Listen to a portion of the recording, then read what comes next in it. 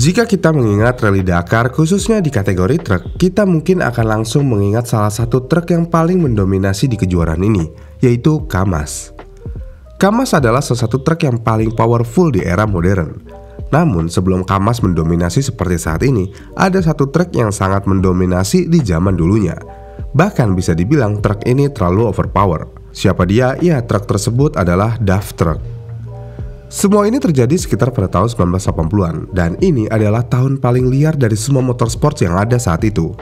Misalnya di tahun 80-an untuk pertama kalinya mobil Formula One memiliki lebih dari 1000 horsepower. Grup B lagi beringas-beringasnya, dan lain sebagainya.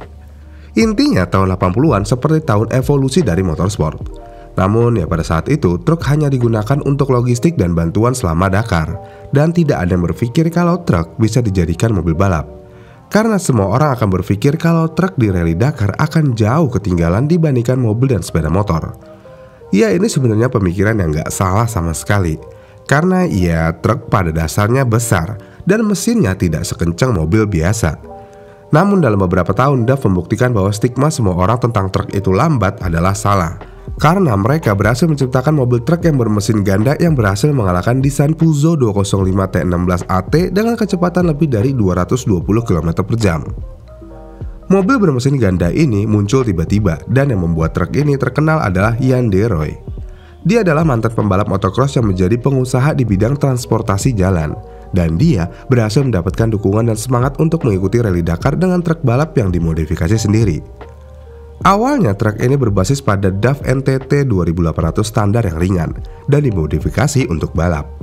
Dia memasangkan mesin 6 silinder Leyland bertenaga standar, dan hasilnya di luar dugaan.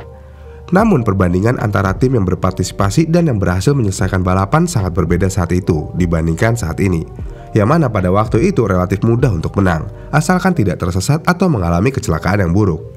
Namun walaupun lebih mudah, tapi hanya ada 9 dari 20 truk yang berhasil tiba tahun itu.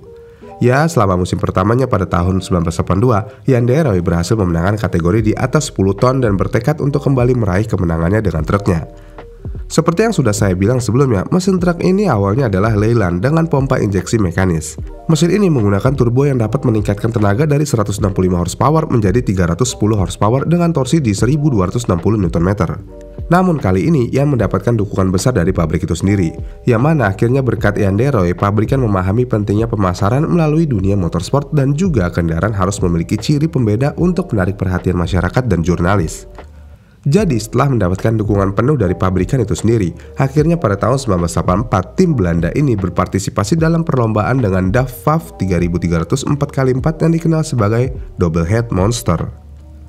Untuk DAF truk model kedua ini sangat unik, yang mana mobil ini mengadopsi dual kabin. Yang bikin uniknya adalah dua kabin yang dipasang sebenarnya itu adalah palsu dan bukan kabin untuk manusia, melainkan kabin tersebut untuk tempat mesin 6 silinder yang bisa menghasilkan 400 horsepower yang bisa menggerakkan roda depan dan mesin yang bisa mengeluarkan 400 horsepower lainnya yang menggerakkan roda belakang. Dengan demikian, truk ini memiliki total tenaga 800 horsepower dan sistem penggerak all-wheel drive dengan kecepatan maksimum di 160 km/jam. Dan sekali lagi, di musim tersebut mobil ini berhasil finish. Kemudian pada tahun 1985, truk ini mengalami berbagai modifikasi lain dan dikenal dengan sebutan The Ball. Desain kabin ganda akhirnya ditinggalkan demi aerodinamika yang lebih baik dan berat yang lebih rendah. Walaupun demikian, mobilnya masih berbasis pada model DAF 3300 yang sama. Dan konfigurasi mesin ganda ini tetap dipertahankan dengan total 870 horsepower berkat adanya turbo ganda dan sistem intercool. Kemudian pada tahun 1986, truk-truk ini semakin jauh dari standar karena pada pertengahan tahun 80-an, aturan-aturan akhirnya cukup longgar dan hampir segalanya mungkin dilakukan. Dan Yann De Roy dan DAF memiliki kebebasan penuh. Dengan kebebasan tersebut, akhirnya model DAF FAF 3600 Turbo Twin menggunakan rangka tabung baja yang memuat rangka ruang aluminium di tengahnya. Dan disinilah dua mesin berkapasitas 11,6 liter ditempatkan berdampingan.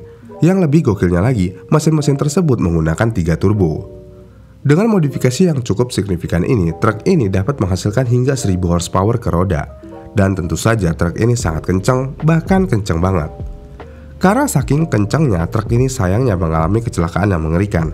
Dan hasilnya truk ini tidak berhasil menyelesaikan balapan pada tahun 1986. Namun mereka tidak menyerah dan gak kapok, dan mereka kembali lagi pada tahun 1987. Dan Jan de Rooij mengendarai mobil yang sama dan berhasil finish di posisi pertama. Yang bikin lebih mengejutkannya lagi adalah dia finish hampir 15 jam lebih awal dari tim kedua yang dikendarai oleh Carroll Lopez dengan Tatra. Dengan prestasi ini, Duff akhirnya mengakhiri tren kemenangan truk-truk Mercedes.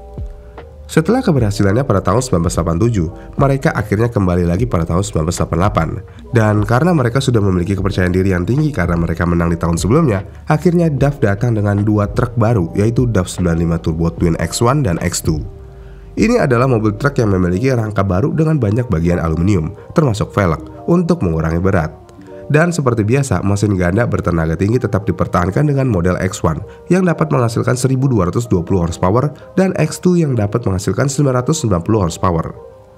Walaupun ada perbedaan horsepower, namun kedua truk ini dapat mencapai kecepatan maksimum hingga 220 km per jam, dan ada beberapa sumber yang menyebutkan 240 km per jam. Dan seperti biasa, truk ini begitu ngacir dan dapat memenangkan beberapa stage dan berada di urutan kelima secara keseluruhan. Namun sayangnya di salah satu stage pada pertengahan balapan, X2 mengalami kecelakaan mengerikan pada kecepatan 160 km per jam. Dalam kecelakaan itu, truk terlempar ke udara 2 kali dan terguling 6 kali. Dalam kecelakaan tersebut, pembalap pertama dan kedua selamat, tetapi sayangnya navigatornya yaitu Kees van Bers meninggal seketika.